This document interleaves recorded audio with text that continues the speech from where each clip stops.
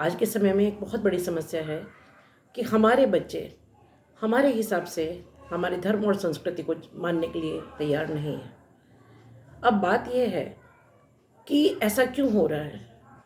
तो आज की पीढ़ी हर चीज़ में सवाल पूछती है और हमारी समस्या ये है कि उन सवालों के जवाब हमारे पास नहीं है। हमारी जो पीढ़ी थी, हमारे माता पिता हमसे जो कहते थे हम करते थे। क्यों पूछना या क्यों करना चाहिए ऐसा पूछना बदतमीज़ी माना जाता था और किसी की हिम्मत नहीं थी कि अपने माता पिता से पूछे कि अगर आप हमसे इन धार्मिक चीज़ों को या इस सभ्यता को या इस संस्कृति को मानने के लिए कह रहे हैं तो हम क्यों माने। क्योंकि हमारी पीढ़ी में आज्ञाकारी होना एक बहुत बड़ा गुण माना जाता था और ये गुण हम में कूट कूट कर भरा गया था। आज समय बदल रहा है और अगर हम अपने बच्चों को कहते हैं कि आप ऐसा कीजिए, आप शाम को दिया बत्ती कीजिए, आप माथे पर तिलक लगाइए, आप हाथ पर कलावा बांधिए, आप ऐसा कीजिए, आप वैसा कीजिए, तो वो हर चीज़ के लिए क्यों, ऐसा क्यों करें, ऐसा हमसे पूछते हैं।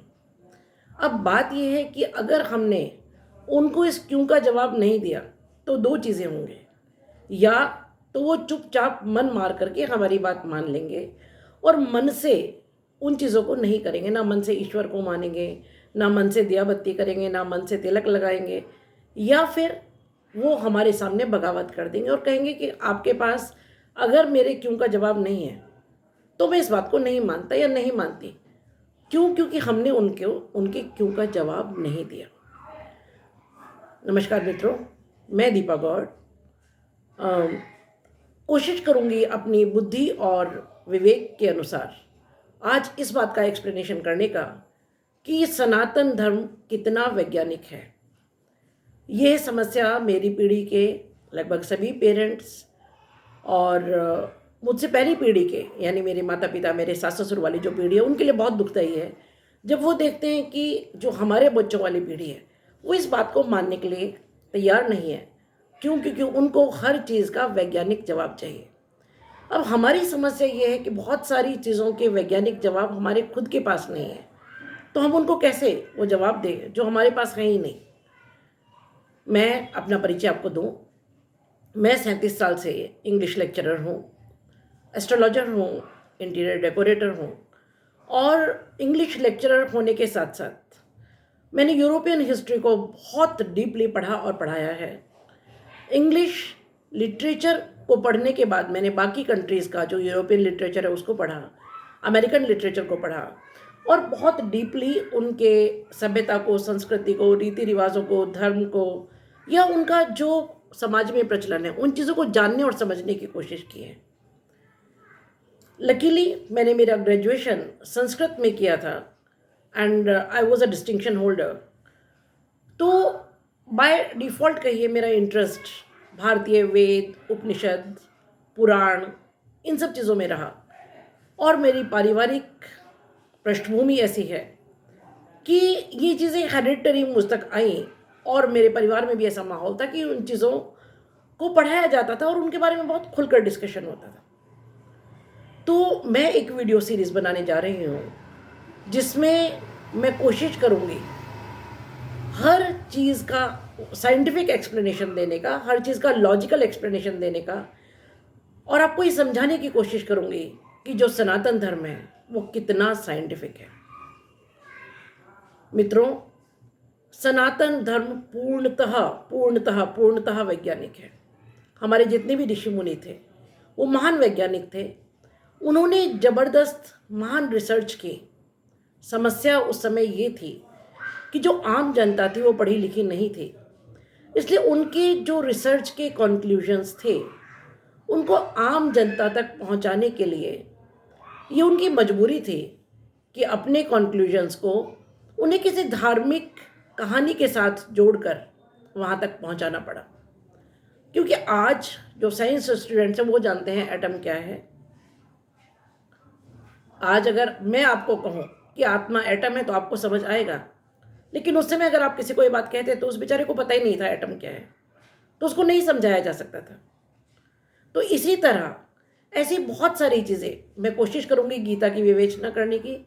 मैं कोशिश करूँगी जितने भी हमारे धर्म से रिलेटेड रिचुअल्स हैं उनका साइंटिफिक एक्सप्लेनेशन देने की, ताकि आप और ख़ास तौर से नई पीढ़ी इस बात को समझ सके कि हमारा जो सनातन धर्म है वो आडंबर नहीं है, वो अंधविश्वास नहीं है।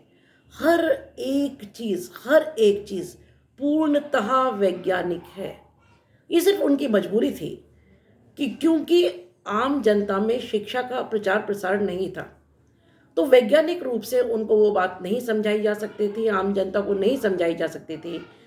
तो हर चीज़ को एक धार्मिक एस्पेक्ट दिया गया और धर्म से जोड़कर हर चीज़ को समझा दिया गया। फॉर एग्ज़ाम्पल, अभी जो कल चंद्र ग्रहण आया, बहुत मैं टीवी पर सुन रही थी, मैं खुद एक एस्ट्रोलॉजर हूँ, बहुत सारे एस्ट्रोलॉजर की टीम थी जो इस बात का डिस्कशन कर रही थी कि ग्रहण से 15 दिन पहले और 15 दिन बाद तक विशेष रूप से, और उसके बाद भी हल्का फुल्का लगभग 4-5 महीने तक ग्रहण का जो असर है वो पृथ्वी पर और पृथ्वीवासियों पर रहता है। स्पेशली अभी जैसे 15 दिन के दौरान में ये 2 ग्रहण, पहले सूर्य ग्रहण और फिर चंद्र ग्रहण हुए, तो भूकंप आदि की चेतावनी, भूकंप, बहुत बड़ी आग, ऐसी चेतावनियाँ दी गई थी जो एस्ट्रोलॉजर्स ने दी थी। अभी अगर आपको पता है तो बुर्ज खलीफा की जो आग अभी 2-4-6 दिन पहले हुई है वो, और कल ही जो नेपाल में भूकंप आया है, इसको आप समझ सकते हैं कि एस्ट्रोलॉजर्स ने जो प्रेडिक्शंस की थी वो काफ़ी करेक्ट थी। अब क्योंकि साइंस अभी तक वहाँ पहुँच नहीं पाया है, तो हम ये नहीं मान सकते कि मॉडर्न साइंस क्योंकि इस बात को नहीं कह रही है तो ये गलत है। इसका मतलब ये हुआ कि जो प्रेडिक्शंस एस्ट्रोलॉजर्स ने की थी या हमारे वेद या पुराण, जैसे अभी एक जिक्र हो रहा था कि वराह मिहिर ने अपने एक ज्योतिषीय ग्रंथ में इस बात का जिक्र किया है कि जब कभी 2 ग्रहण आसपास आएंगे तो भूकंप की संभावना, आग की संभावना इतने दिन पहले और इतने दिन बाद तक होगी, जो कि अभी सही प्रूव हो गया।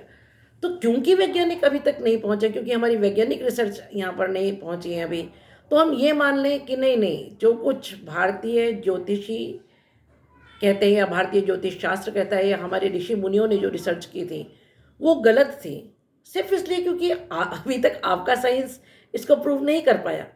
तो मेरा ये मानना है कि आपका साइंस, यानी कि जो मॉडर्न साइंस है, वो अभी बहुत बहुत बहुत पीछे है भाई।